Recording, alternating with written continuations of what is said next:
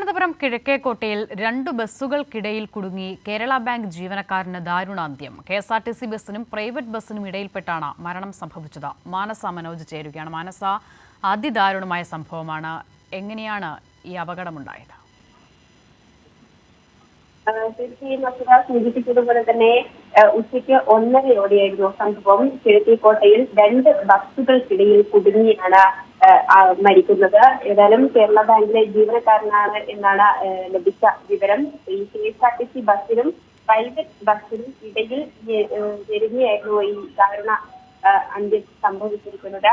ഏതായാലും കൊല്ലം സ്വദേശി ഉല്ലാസാണ് മരണപ്പെട്ടത് എന്നാണ് ഇദ്ദേഹത്തിൽ നിന്നും ലഭിച്ച രേഖകളുടെ അടിസ്ഥാനത്തിൽ പോലീസ് വ്യക്തമാക്കുന്നത്. ഇദ്ദേഹത്തിന്റെ മൃതദേഹം നിലവിൽ മെഡിക്കൽ കോളേജ് ആശുപത്രിയിലേക്ക് മാറ്റിയിരിക്കുകയാണ്. മനസ്സ, എങ്ങനെയാണ് അപകടം ഉണ്ടായത്? മനസ്സ, 2 ബസ്സുകൾ അടുത്തടുത്ത് വരുന്നത് അദ്ദേഹത്തിന്റെ ശ്രദ്ധയിൽപ്പെടാത്തതാണോ? എന്താണ് ദൃക്സാക്ഷികളൊക്കെയുമായി ബന്ധപ്പെടുമ്പോൾ അറിയാൻ കഴിയുന്നത്?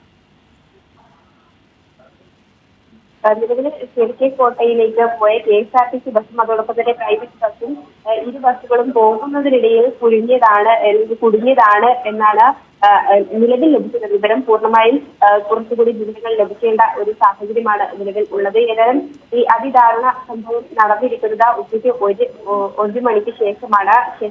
ഉടൻ തന്നെ പോലീസ് സ്ഥലത്തെത്തുകയും ശേഷം ഇദ്ദേഹത്തെ തിരിച്ചറിയാനുള്ള ഇദ്ദേഹത്തിന്റെ രേഖകൾ, ഇദ്ദേഹത്തിന്റെ ഈ ഒരു ഇദ്ദേഹത്തിൽ നിന്നും തന്നെ ലഭിച്ച രേഖകളുടെ അടിസ്ഥാനത്തിലാണ് പാൻ കാർഡ്, ഡ്രൈവിംഗ് ലൈസൻസിൽ നിന്നുമാണ് വിവരം ലഭിച്ചത്. അതിന്റെ അടിസ്ഥാനത്തിലാണ് കൊല്ലം സ്വദേശിയാണെന്നും അതോടൊപ്പം തന്നെ കേരള ബാങ്ക് ജീവനക്കാരനാണ് എന്ന് മനസ്സിലാക്കുന്നത്.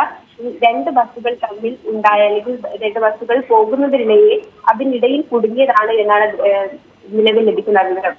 ശരി, മാനസയാണ് വിവരങ്ങൾ നൽകിയത്. കൂടുതൽ വിവരങ്ങൾ ശേഖരിക്കും മാനസ. വീണ്ടും മടങ്ങി വരാം. കെഎസ്ആർടിസി ബസ്സിനും പ്രൈവറ്റ് ബസ്സിനും ഇടയിൽപ്പെട്ടാണ് കേരള ബാങ്ക് ജീവനക്കാരന് അതിദാരുണാന്ത്യം സംഭവിച്ചത്.